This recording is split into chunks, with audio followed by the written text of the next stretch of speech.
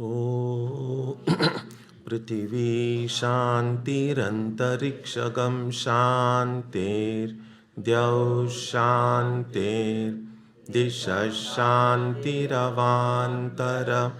Disha शान्तिरग्निः शान्तिर्वायुः शान्तिरादित्यः शान्तिश्चन्द्रमा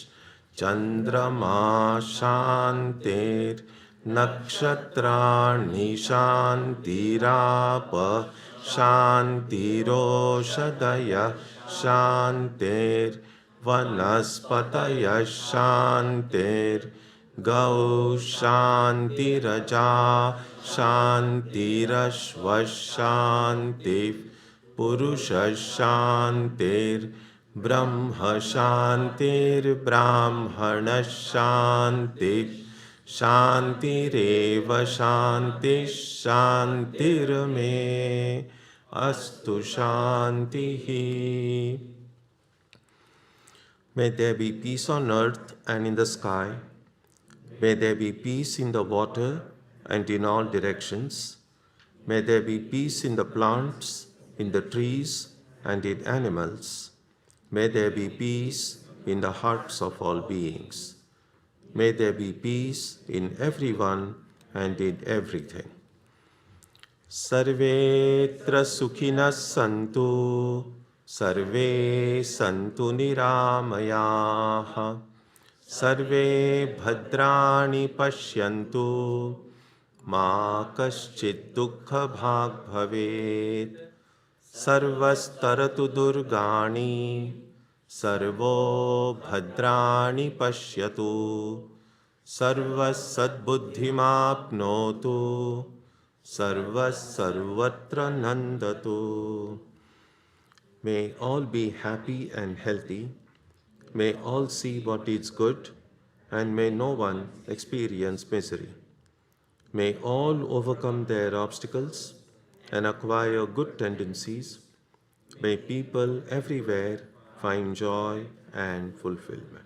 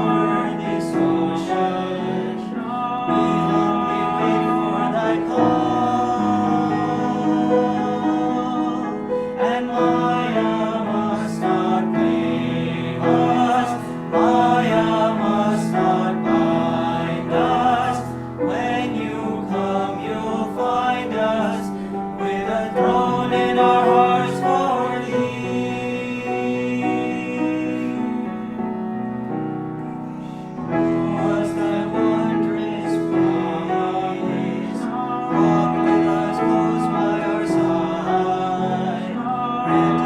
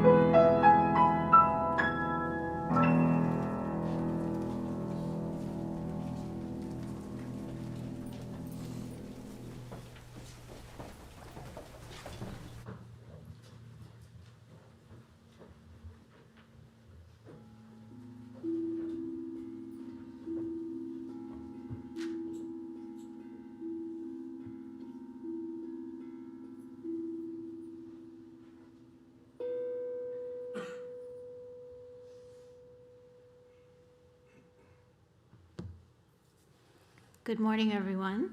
My reading today is from Swami Vivekananda's Bhakti Yoga addresses, and the selection is excerpted in Christopher Isherwood's What Religion Is.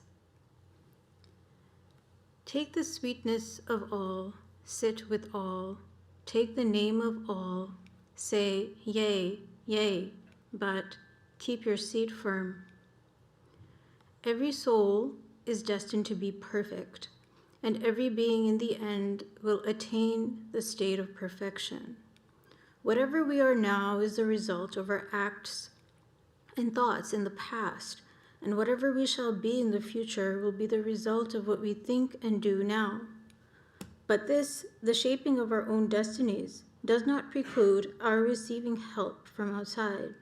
Nay, in the vast majority of cases, such help is absolutely necessary.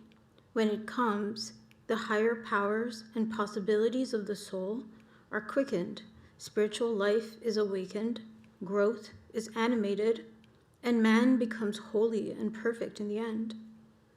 The quickening impulse cannot be derived from books. The soul can only receive impulses from another soul and from nothing else. We may study books all our lives. We may become very intellectual. But in the end, we find that we have not developed at all spiritually. It is not true that a higher order of intellectual development always goes hand in hand with a proportionate development of the spiritual side in man.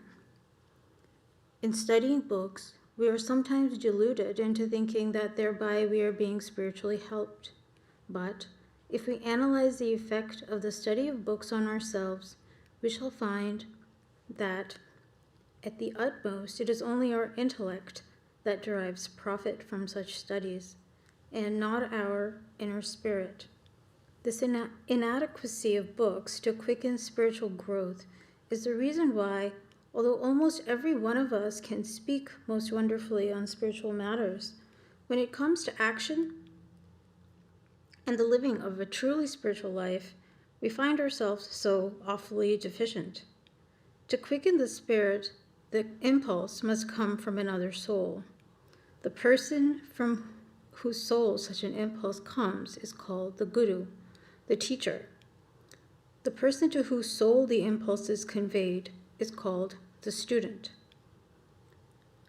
To convey such an impulse to any soul in the first place, the soul from which it proceeds must possess the power of transmitting it, as it were, to another. And in the second place, the soul to which it is transmitted must be fit to receive it. The seed must be a living seed, and the field must be ready to be plowed. And when both these conditions are fulfilled, a wonderful growth of genuine religion takes place. Such alone are the real teachers. Such alone are also the real students, the real aspirants. All others are only playing with spirituality. They have just a little curiosity awakened and just a little intellectual aspiration kindled in them, but are merely standing on the outward fringe of the horizon of religion. There is no doubt some value even in that, as it may in the course of time result in the awakening of a real thirst for religion. And it is a mysterious law of nature that as soon as the field is ready, the seed must and does come. As soon as the soul earnestly desires to have religion, the transmitter of the religious force must and does appear to help that soul. When the power that attracts the light of religion in the receiving soul is full and strong, the power which answers to that attraction and sends in light does come as a matter of course. There are, however, certain great dangers in the way. There is, for instance, the danger to the receiving soul of its mistaking momentary emotions for real religious yearning. We may study that in ourselves. Many a time in our lives, somebody dies, whom we loved, we receive a blow. We feel that the world is slipping between our fingers, that we want something surer and higher, and that we must become religious. In a few days, the wave of feeling has passed, and we are left stranded just where we began, just where we were before. All of us often mistake such impulses for real thirst after religion. But as soon as these momentary emotions are thus mistaken, that continuous, real craving of the soul for religion will not come, and we shall not find the true transmitter of spirituality. So, whenever we are tempted to complain that our search after the truth that we desire so much is proving vain, instead of so complaining, our first duty ought to be to look into our own souls and find whether the craving in the heart is real. Then, in the vast majority of cases, it would be discovered that we were not fit to receive the truth, that there is no real thirst for spirituality. There are still greater dangers in regard to the transmitter, the Guru.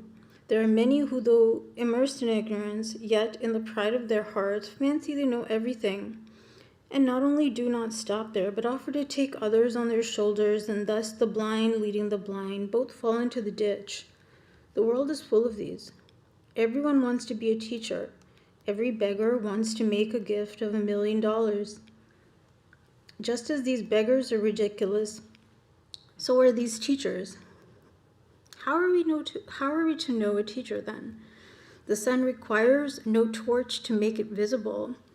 We need not light a candle in order to see it. When the sun rises, we instinctively become aware of the fact, and when a teacher of men comes to help us, the soul will instinctively know that the truth has already begun to shine upon it. Truth stands on its own evidence. It does not need any other testimony to prove it true. It is self-effulgent. It penetrates into the innermost corners of our nature, and in its presence, the whole universe stands up and says, "This is truth." The teacher whose wisdom and truth shine like the light of the sun are the very greatest the world has known, and they are worshipped as God by the major portion of mankind. But we may get help from comparatively lesser ones also, only we ourselves do not possess intuition enough to judge properly of the man from whom we receive teaching and guidance. So there ought to be certain tests, certain conditions for the teacher to satisfy, as also for the taught.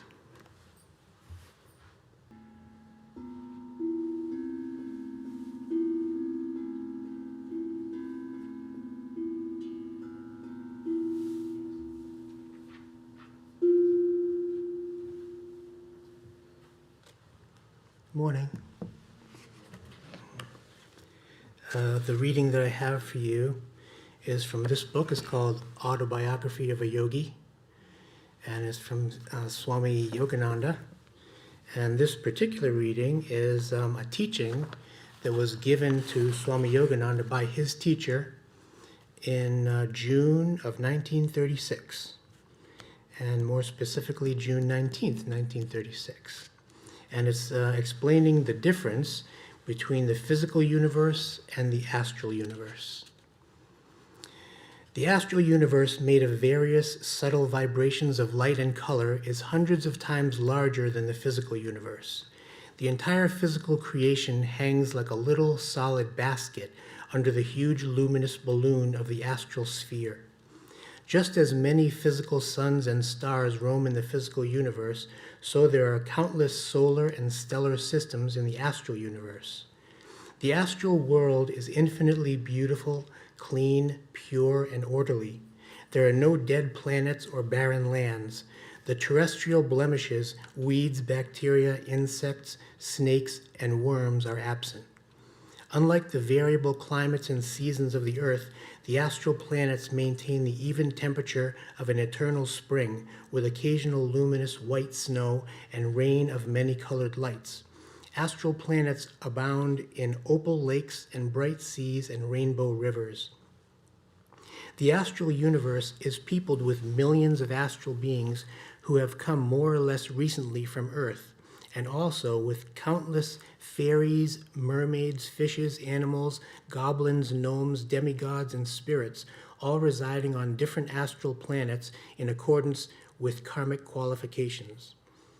Various vibratory regions are provided for good and evil spirits. Good ones can travel freely, but evil spirits are confined to limited zones. In the same way that human beings live on the surface of the earth, worms inside the soil, fish in water, and birds in air, so astral beings of different grades are assigned to suitable vibratory quarters. In the vast realms above the astral universe, all is shining and beautiful. The astral cosmos is more naturally attuned than the earth to the divine will and plan of perfection. Every astral object is manifested primarily by the will of God and partially by the will call of astral beings. Astral beings possess the power of modifying or enhancing the form of anything already created by the Lord. He has given his astral children the freedom and privilege of changing or improving at will the astral cosmos. On Earth, a solid must be transformed into liquid through natural or chemical processes, but astral solids are changed into astral liquids, gases, or energy solely and instantly by the will of the inhabitants. The earth is dark with warfare and conflict in the sea, land, and air, but the astral realms know a happy harmony and equality. Astral beings dematerialize or materialize their forms at will. Flowers or fish or animals can metamorphose themselves for a time into astral men. All astral beings are free to assume any form and can easily commune together. No fixed natural law hems them in. Any astral tree, for example, can be asked to produce an astral mango or other desired fruit, flower, or indeed any other object. Certain karmic restrictions are present, but there are no distinctions in the astral world about desirability of various forms. Everything is vibrant with God's creative light. Astral beings are not born of woman. Offspring are materialized through cosmic will into specially patterned astrally condensed forms. Astral beings arrive in an astral family through invitation, drawn by similar mental and spiritual tendencies. Unlike the three-dimensional physical world cognized by the five senses, the astral spheres are visible to the all-inclusive sixth sense intuition. By sheer intuitional feeling, all astral beings see, hear, smell, taste, and touch. Astral beings have all the outer sensory organs, ears, eyes, nose, tongue, and skin, but they employ the intuitional sense to experience sensations through any part of the body. They can see through the ear or nose. They are able to hear through the eyes or taste through the skin. Man's physical body is exposed to countless dangers and is easily hurt or maimed. The ethereal astral body may occasionally be cut or bruised, but is healed at once by mere willing. Beauty in the astral world is known to be a spiritual quality and not an outward conformation. Astral beings attach little importance to facial features. They have the privilege, however, of costuming themselves at will. Just as worldly men don new costumes for gala events, so astral beings find occasions to bedeck themselves in specially designed outfits. Astral beings are able to pierce through the veil and observe human activities on Earth, but man cannot view the astral world unless his sixth sense is highly developed. Inhabitants in all parts of the astral worlds are still subject to mental agonies. The sensitive minds of the higher beings feel keen pain if any mistake is made in conduct or perception of truth. These advanced beings endeavor to attune their every act and thought with the perfection of spiritual law. Communication among the astral inhabitants is held entirely by astral telepathy. There is none of the confusion and misunderstanding of the written and spoken word which earth dwellers must endure. Just as persons on the cinema screen appear to move and act through a series of light pictures and do not actually breathe, so the astral beings walk and work as intelligently guided and coordinated images of light without the necessity of drawing power from oxygen. Man depends upon solids, liquids, gases, and energy for sustenance. Astral beings sustain themselves principally by cosmic light. Luminous ray-like vegetables abound in the astral soils. Astral beings consume vegetables and drink nectar flowing from glorious fountains of light and from astral brooks and rivers. Blueprints of astral vegetables and plants floating in the ether come into existence on an astral planet solely by the will of its inhabitants. From the wildest fancy of these beings, whole gardens are materialized. Friends of other lives easily recognize one another in the astral world. Rejoicing at the continuity of friendship, they recognize the indestructibility of spirit, which is often doubted at the sad partings of earthly life. Fathers, mothers, wives, husbands, and friends acquired during different incarnations on earth appear in various astral realms. Though the outward appearance of loved ones may have changed, the astral being employs his unerring intuitive qualities to recognize all of those once dear to him. Thank you.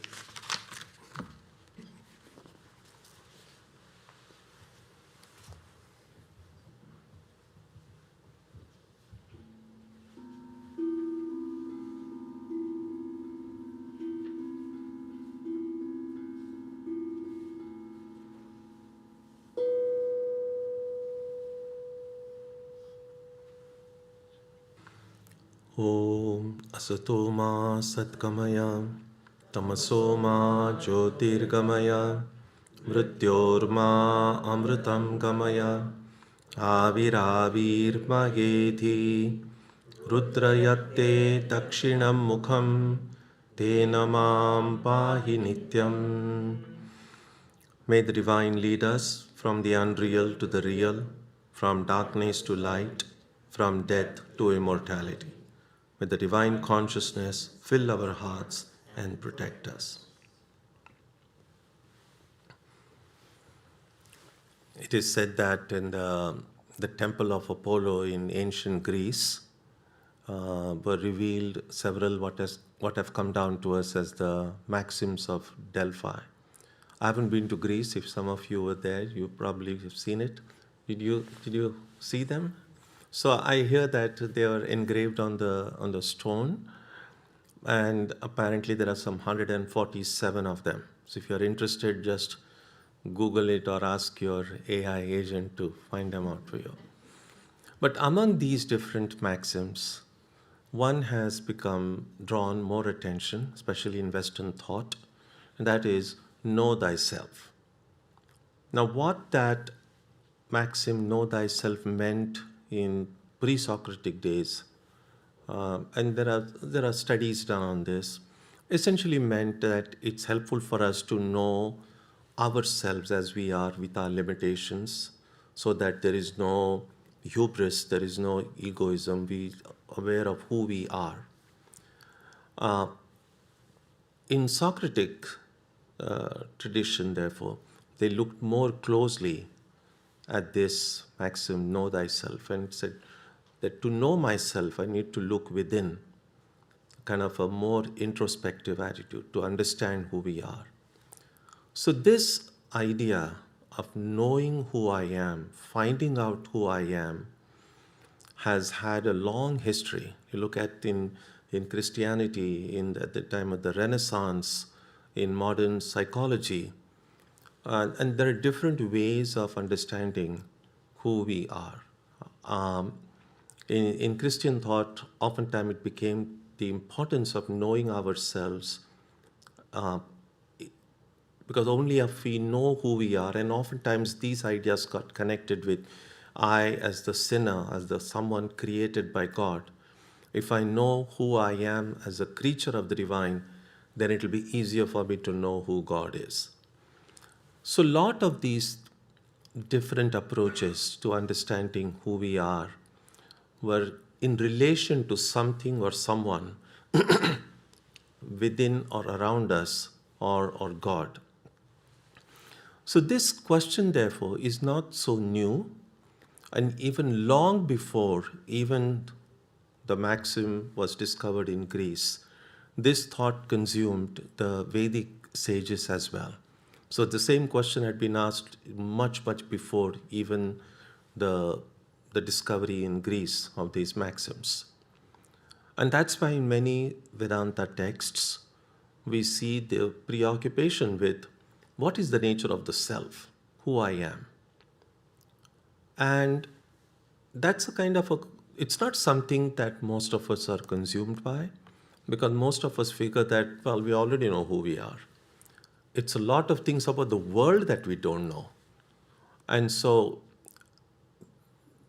I mean, if you ask Google who I am, see what Google might say. But we ask Google so many questions, seems to know everything, not always very accurately. But yeah. So what we generally think is that there is a lot about the world that we don't know, but we know who we are. But what these Vedanta thinkers said was, no, just ask yourself that question, who am I? And what we will find, whatever answer we come up with, will be,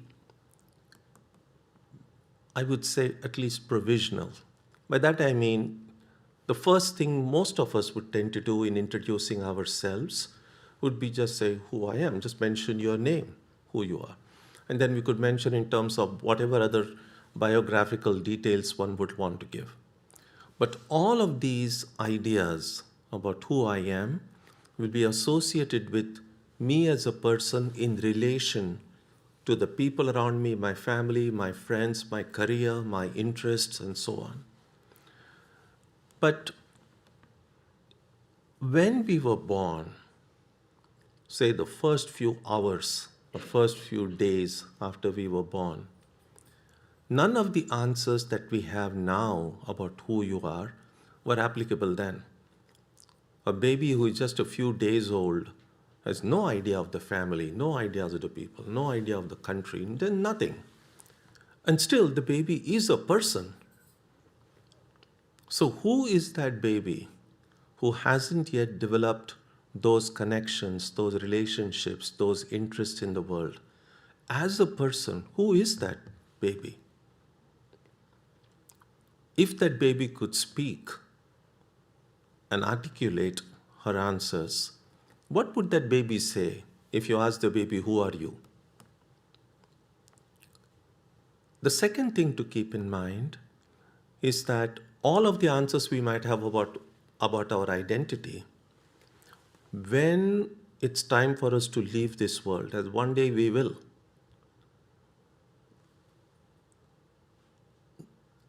all of the connections we have in this world are not coming with us. What some of these ancient texts say is that no matter how close people are to you, the most anyone can accompany you is up to the cremation ground or the burial ground. The journey beyond that, we have to leave everything, everyone behind and go. What is my identity then? If all of my identity is associated with things and connections I have in this world, what is my identity in those few moments immediately after birth? What is my identity after I leave all this behind? And that is something that might be useful as spiritual seekers to ask oneself this question. I, as a person, who am I? Bereft of all these world around me, who am I?